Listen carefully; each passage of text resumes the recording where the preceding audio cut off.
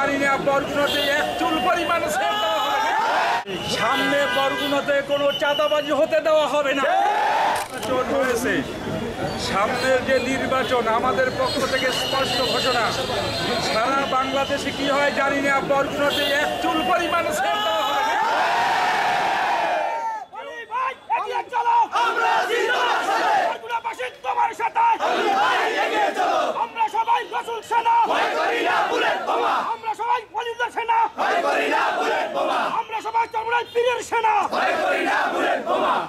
বরগুনার ভিতরে কেউ যদি আমাদেরকে চক্ষু রাঙ্গা করে কথা বলতে চায়, আমরা মাঠে ময়দানে উচিত জবাব দেব।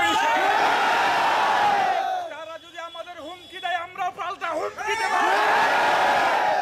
নির্বাচনে এক চুল পরিমাণে ছাড় দেওয়া হবে না। বরগুনার জনগণকে ধোঁকা দেওয়া হয়েছে। এবছরে আমরা কোমরের ভিতরে পাগড়ি বেঁধে এরপর মাঠে ময়দানে ঝাঁপিয়ে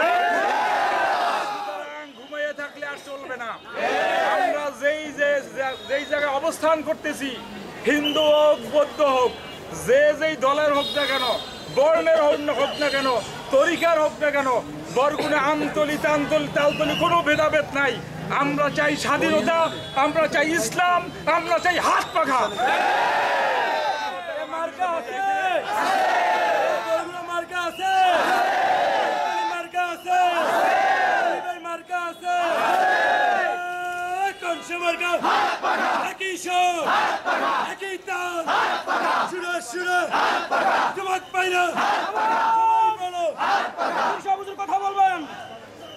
আমার পক্ষ থেকে সর্বত্র সর্ব জায়গায় যেই দল করুক না কেন, সর্ব সেক্টরে আমার পক্ষ থেকে আপনার উদ্যত্ত আহ্বান জানাই, দাওয়াতগুলো পৌঁছেই দেবেন।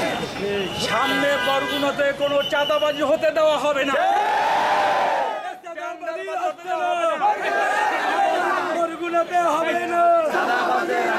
আলহামদুলিল্লাহ, ইসলামী আন্দোলন যদি বরগুনা থেকে বরগুনার জনগণ আমাদেরকে বিজয় করে, আমরা বরগুনাকে আমরা মাদক মুক্ত ঘোষণা করব, মুক্ত আমরা বানাবো। ব্যবসায়িকদের কোনো চাঁদা দিতে হবে না, গরিবদের পথে পথে ঢুকে মরতে হবে না, অনাহারে থাকতে হবে না।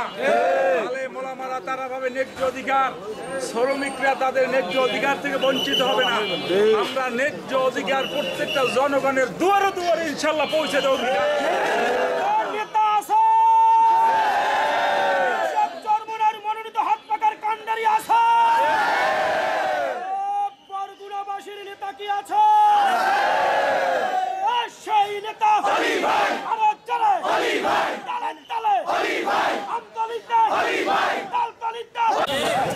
বরগুনা থেকে ইসলামের জোয়ার শুরু হবে। বরগুনা আমতলি তালতলিতে দেখা যাচ্ছে ইসলামের গণজোয়ার শুরু হয়েছে। জোয়ারকে আমরা ইনশাল্লাহ শেষ পর্যন্ত ধরে রাখতে চাই। আল্লাহ পাক আমাদের সকলকে কবুল করুক, আল্লাহ পাক আমাদের সকলকে